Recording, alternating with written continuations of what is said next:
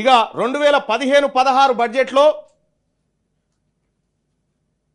11,261 కోట్లు కేటాయింపులు చేస్తే 622 కోట్ల రూపాయలు ఖర్చే పెట్టలేదు అధ్యక్ష. కనీసం ఇయ్యలేదు నిధులు. 2016-17లో 1,30,415 కోట్ల రూపాయల బడ్జెట్ పెడితే అందులో 8.23% ఎడ్యుకేషన్ కానీ కేటాయిస్తే అందులో 1,110 కోట్ల రూపాయలు ఖర్చు పెట్టలేదు అధ్యక్ష. ఎడ్యుకేషన్ పట్ల ఇట్లా చెప్పుకుంటూ పోతే ఎడ్యుకేషన్ పట్ల గత ప్రభుత్వానికి ఎలాంటి చిత్తశుద్ధి లేదనేది అర్థమవుతుంది అధ్యక్ష. ఇక్కడ ఒకటి గమనించాల్సినటువంటి అంశం ఏంటంటే అధ్యక్ష, మా పెద్దలు గౌరవనీయులు జీవన్ రెడ్డి సాబ్ కాళేశ్వరం గురించి రైతుల గురించి చెప్పిండు, కొద్దిగా విద్యారంగం గురించి మా నర్సిరెడ్డి సాబ్ చెప్పిండు, అలాగే మా రఘువతం అన్న వీళ్ళు చెప్పిర్రు, నేను కూడా కొద్దిగా చెప్తా. ఇదే గతంలో ఉన్నటువంటి ప్రభుత్వం పేదవాడికి నాణ్యమైన విద్య అందించడానికి నిధులు విడుదల చేయలే పోని, కానీ ఇదే కాంగ్రెస్ పార్టీ ప్రభుత్వం గతంలో విద్యా హక్కు చట్టాన్ని తీసుకొచ్చింది అధ్యక్ష.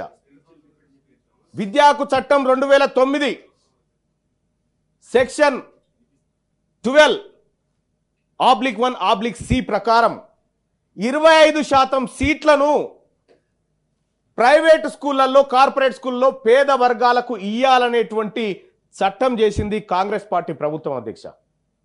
దానికి ఫీజులు ఫిక్స్ చేయాల్సినటువంటి బాధ్యత ఆ రాష్ట్ర ప్రభుత్వాలు. దీంట్లో కూడా రాష్ట్ర ప్రభుత్వం గ్రాంట్ ఉంటుంది. 60% నిధులు కేంద్ర ప్రభుత్వం ఇస్తే 40% నిధులను రాష్ట్ర ప్రభుత్వం ఇస్తుంది.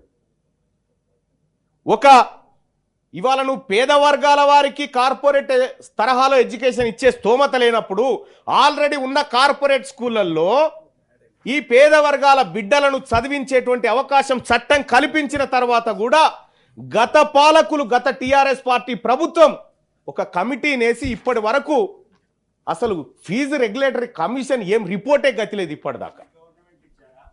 ఈ గవర్నమెంట్లో కూడా నేను రిక్వెస్ట్ చేస్తా ఉన్నా, మీ తరఫున రిక్వెస్ట్ చేస్తా ఉన్నా, మీ తరఫున కూడా రిక్వెస్ట్ చేస్తా ఉన్నాం.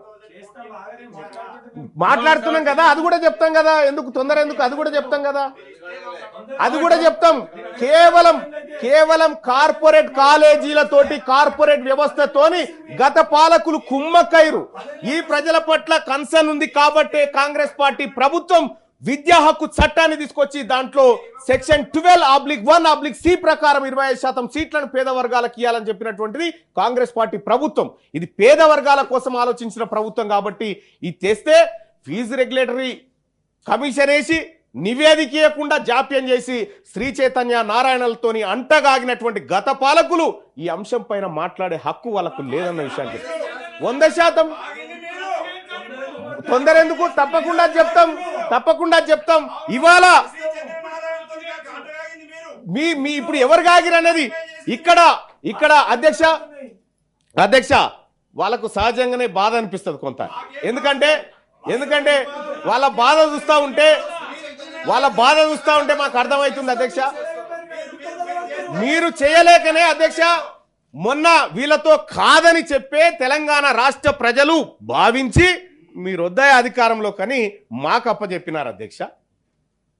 ఇలా ప్రజలు కూడా అదే చెప్పిరు, మీరు చేయలేరు అనేది ప్రజలు డిసైడ్ అయిపోయి మాకు అప్పచెప్పిరు కాబట్టి మేము ఇప్పుడు అధికార పక్షంలో ఉన్నాం అధ్యక్ష. గతంలో చేసినటువంటి నెంబర్ 1 కార్యక్రమాలు అసలు సచివాలయానికి రాకుండా ఈ దేశంలో గన్ని రోజులు ఉన్నటువంటి స్థానంలో నెంబర్ 1 మన కేసీఆర్ గారే కదండి అప్పట్లో.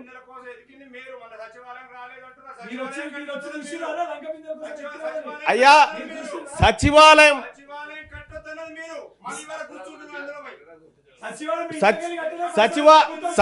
సచివాలయము ఆ తర్వాత ఇంకొక నిర్మాణం అయినా కూడా అయ్యా ఏ నిర్మాణం అయినా కూడా ఈ రాష్ట్ర ప్రజలకు ఉపయోగపడేటువంటి నిర్మాణాలే.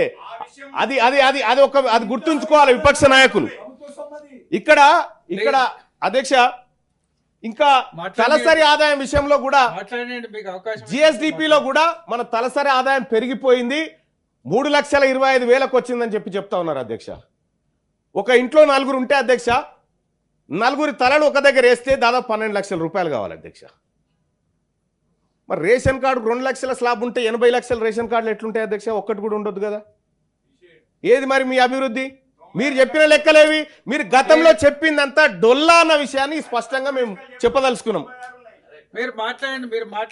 మీరు మాట్లాడండి అధ్యక్ష. మీరు మాట్లాడేటప్పుడు మీరు మాట్లాడండి, మేము కాదంటలేం. ఇక శాంతి భద్రతల విషయం గురించి మాట్లాడుతూ ఉన్నారు. దాని గురించి నేషనల్ క్రైమ్స్ రికార్డ్ బ్యూరో లెక్కలు ఒకసారి చూస్తే వాళ్ళు చెప్తారు అధ్యక్ష. ఇవన్నీ రాష్ట్ర ప్రభుత్వానికి గతంలో వచ్చిన వాళ్ళకు వచ్చిన అవార్డులు అధ్యక్ష. అవి దాచిపెట్టి అనేకమైన అవార్డులు మాకు వచ్చినాయని చెప్తా ఉన్నారు అధ్యక్ష. తెలంగాణ రాష్ట్రం సర్వనాశనం అయిపోయింది అధ్యక్ష. అప్పుల కుప్పగా మారిపోయింది. ఎవడు కట్టాలి అధ్యక్ష ఈ అప్పులన్నీ? తెలంగాణ ప్రజలు కట్టాలి.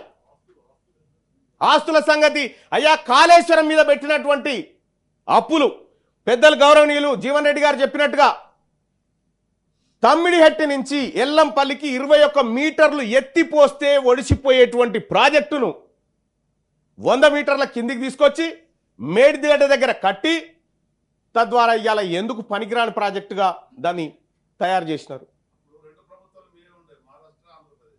మహారాష్ట్ర ఆంధ్రప్రదేశ్ గురించి మాట్లాడతా అధ్యక్ష. మహారాష్ట్రలో ముంబైకి పోయి మహారాష్ట్ర ముఖ్యమంత్రితో కూర్చొని బిర్యానీ తిని తక్కువ లెవెల్కు నేను ఒప్పుకుంటున్నా అని చెప్పి ఈడ ఒంటెలతో ఊరేగించుకొని వచ్చినటువంటి గత పాలకుడు గత ముఖ్యమంత్రి కేసీఆర్ కాదా? మరి ఆ ప్రకారం తమ్మిడెట్ కాడ ఎందుకు కట్టలేదని నేను అడుగుతా ఉన్నా అధ్యక్ష. ఇప్పుడు ఖచ్చితంగా కట్టి చూపెడతాం.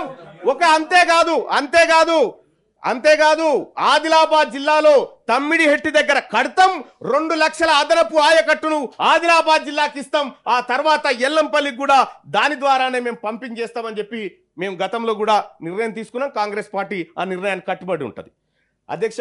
నీటిపారుదల రంగం కొత్తగా వాళ్ళు ఏమనంటే 1 కోటి ఎకరాల మాగాణం చేసినామంటారు అధ్యక్ష. తెలంగాణలో సాగుయోగ్యమైన భూమి సంగతి మీ అందరికి ఎరికే. కాలువలతో నీళ్ళు వస్తున్నాయని చెప్తారు. కాలువలతో నీళ్ళు వచ్చినాక కరెంటుతో ఏమైనా పని ఉందా అధ్యక్ష? వాళ్ళు గతంలో చెప్పినటువంటి మాట కాలువల ద్వారా నీళ్ళు వస్తాయని చెప్పినారు. కాలువల ద్వారా నీరు వచ్చిన తర్వాత కరెంటు మోటార్లతో ఏం పని ఉండే? కానీ 26 లక్షల పంప్ సెట్ మోటార్లు నడిచినాయి అధ్యక్ష. వాళ్ళు చెప్పినటువంటి మాట శుద్ధ అబద్ధం. 10 ఏళ్ల పాటు కేవలం మసిబూసి మారడికాయ చేసి ఏంది